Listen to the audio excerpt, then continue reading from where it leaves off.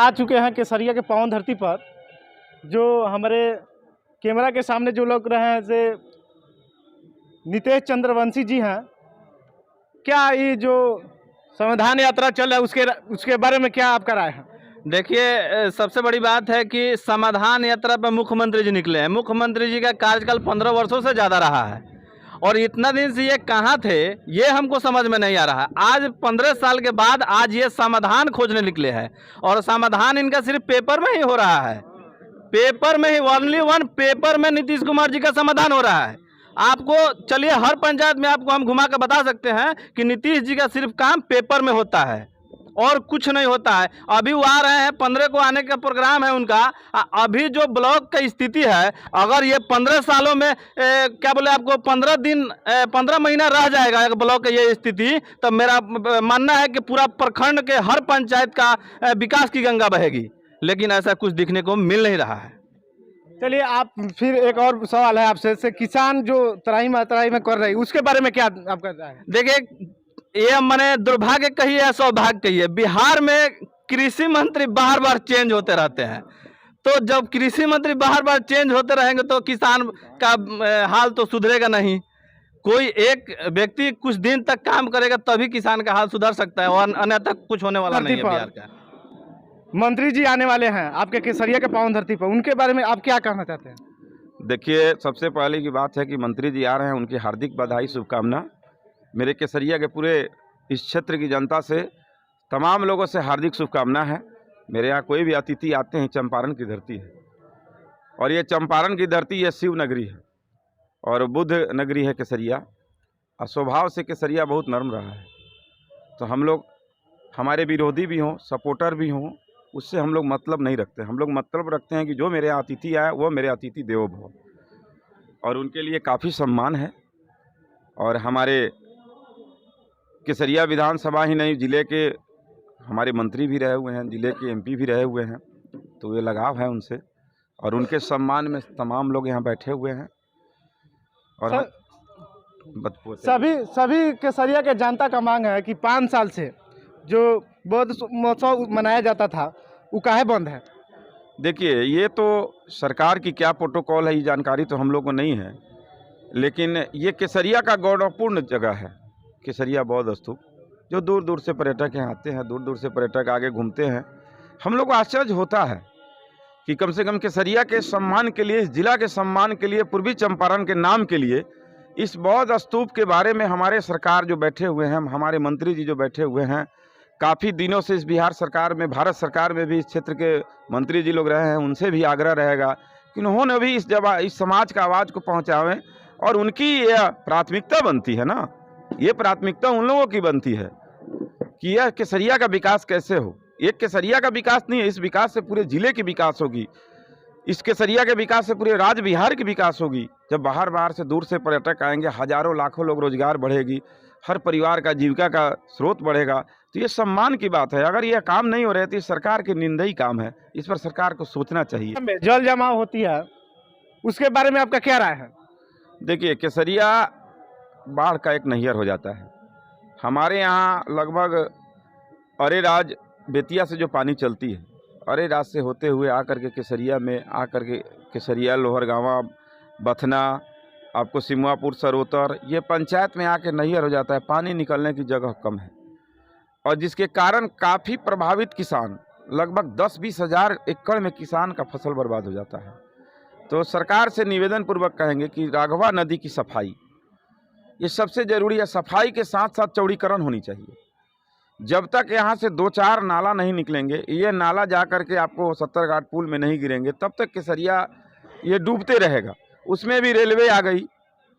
प्रथम प्राथमिकता है कि पहले पानी सीधा निकलती थी, अब जो है रेलवे बना रही है और रेलवे का पुल का स्थितियाँ बना रही है, छोटा छोटा पुलिया बना रही है, जिससे पानी की जो स्थिति बनेगी, हमको लगता है भयानक रूप लेगा। 5-7 पंचायत तो डूबना ही है अगर इस पर सरकार संज्ञान नहीं ले। मैं उसी पंचायत का मैं भी मुखिया हूँ। सर, आप किस पंचायत के मुखिया? मैं लोहरगांवा पंचायत का मुखिया हूँ और मैं इसके लिए पुल के लिए मैंने आग्रह भी किया था, मैंने चिट्ठी भी भेजा है, मैं बजाते मुख्यमंत्री जी के यहाँ भी भेजा है, रेल मंत्रालय के भेजा है, मैं माननीय डीएम साहब को भी मैंने भेजा है और जितने भी इस विभाग से जुड़े हुए लोग हैं, मैंने बाई पोस्ट सबको रजिस्ट्री किया है चिट्ठी, ताकि इस पर सरकार की कुछ नज़र हो।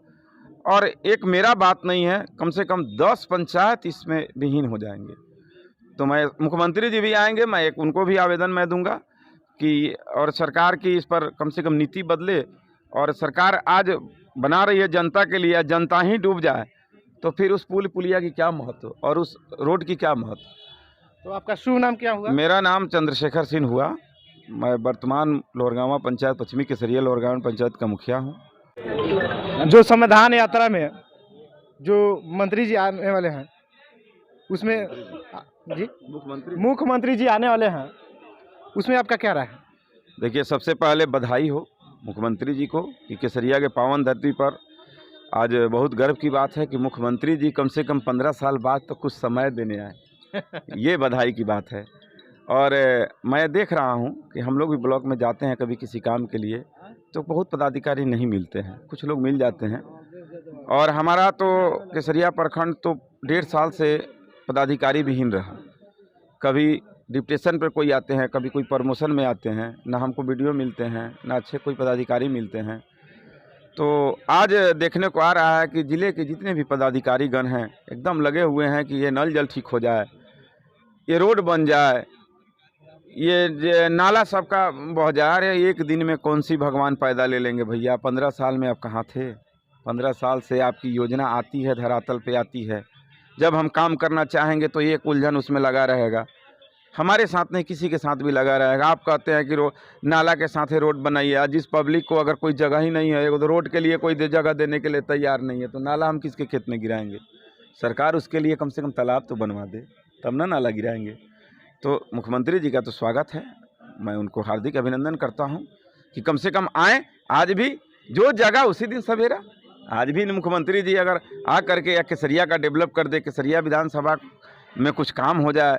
हम लोग का बरसों से एक लालसा लगा हुआ है राघवा नदी का पुल, जिससे बुझिए कि 7-8 पंचायत जुड़ा हुआ है। हम लोग को मोतिहारी जाने में हम लोग को 45 मिनट लगेगा, आज हम लोग को 1.5-2 घंटा लगता है। किसान का डीजल बचेगा। कम से कम गन्ना की फसल अगर वो पुल बन जाता है तो 12-13 हज़ार एकड़ में लोगों को फसल का गाना होगा। और उस पर तो सरकार की निगरानी नहीं है, जबकि हमारे माननीय MLC महेश्वर बाबू भी इस बात को उठाए। हमारे दीजिए, मैंने पैड पर भी लिख के दिया, तो सरकार इस पर संज्ञान ले और कम से कम किसान के लिए हित करे। आज 800 रुपये किलो खाद खरीद करके किसान, यूरिया 800 रुपया बोरा खरीद करके आज किसान अगर गेहूँ बोए तो बताइए वो क्या फ़ायदा होगा किसान को? अगर उसमें कहीं पानी समय पर नहीं मिले और उसमें कहीं पत्थर आ जाए तो पता चलेगा वो किसान तो अगर KCC लोन लिया है तो बर्बादे हो गया। तो ज़मीन बेचेगा नहीं तो बनकी बेचारा रखेगा। किसी की आशा है कि हमको गेहूँ 10-20 कुंटल 50 कुंटल होगा तो हम बेच के अपना गेहूँ का बेटी का शादी करेंगे, कोई हमारे घर में फंक्शन है तो कार्यक्रम करेंगे। तो सरकार सबसे पहले जिस कृषि से हम तमाम लोग जुड़े हुए हैं, जो हमारे मुख्यमंत्री जी भी भोजन करते हैं, एक गरीब भी वही भोजन करता है। अंतर यही होता है कि वो थोड़ा सा जांच पड़ताल वाला भोजन करते हैं और हम लोग दाल भात तरकारी खा के अपना गुजारा करते हैं। तो कम से कम उस लायक भी तो सरकार हम लोग को रहने दे। मुख्यमंत्री जी से यही आग्रह है, हमारे माननीय मुख्यमंत्री हैं बिहार के, काफ़ी उनसे उम्मीद है। जब तक ज़मीन पर वह चीज़ नहीं होगा, जब तक आप ज़मीन पर काम नहीं करेंगे, जब तक आप सही निर्णय नहीं लेंगे। अब हम पंचायत के मुखिया हैं, अब हमको कहा जाता है कि शेड बनाइए। अब बताइए हमारे गांव में कौन सी गाड़ी चलती है कि हम वहां शेड बस स्टैंड बना दें? ऐसा तो नहीं है। सरकार का योजना है, अब मुर्दा घर बना दीजिए भैया, तो हम 5 लाख में कौन सा मुर्दा घर बना देंगे? कौन सा मुर्दा घर रहेगा? तो सरकार एक योजना बनावे ना कि हाँ इतना में इस राशि को काम होना चाहिए, उसका JE एस्टीमेट सिस्टम बना करके हमको काम करवाएं, हम काम करेंगे। हमको भी मत काम करवाइए आप तो हमसे करवाते ही नहीं हैं। हमको तो सिर्फ आदेश करना है ना, काम तो इनके विभाग के लोग करवाते हैं, जो इनके रजिस्टर्ड ठेकेदार हैं, जो ब्लॉक से जुड़े हुए हैं वो करवाते हैं। हम वहाँ खड़ा होकर अपना अच्छा काम करवा सकते हैं, ही मेरा अधिकार है। लेकिन आप एक ऐसे चीज़ बनाइए। मैंने कहाँ सेट बना दूंगा? मेरे पंचायत में हमको लगता है कि मोटरसाइकिल से लोग को आना जाना है, 5 को गाड़ी 4 चक्का मेरे पंचायत में नहीं होगा। कौन सा ऑटो स्टैंड हम बना दें? कौन सा बस स्टैंड बना दें? कौन सा लोग रोड पर ज़मीन देने वाला है कि हम शौचालय बना देंगे? सरकार हमको उपलब्ध कराएगी तब ना हम काम करेंगे। तो सरकार उपलब्ध करे, अगर काम कराना है तो उस सिस्टम को उपलब्ध करे। मान लें हमको नाला बनाना है, किसी पंचायत में जाना है इस रोड से नाला बना के जाना है, हम दूसरे के खेत में गिरा देंगे तो वो तो सुबह शाम हमारे दरवाजे पर आके गाली देगा ना। तो सरकार वहाँ व्यवस्था करे, ज़मीन का अतिक्रमण करे, ज़मीन तालाब के लिए एक आवंटन करे कि हाँ पूरे पंचायत का पानी इसमें जाएगा।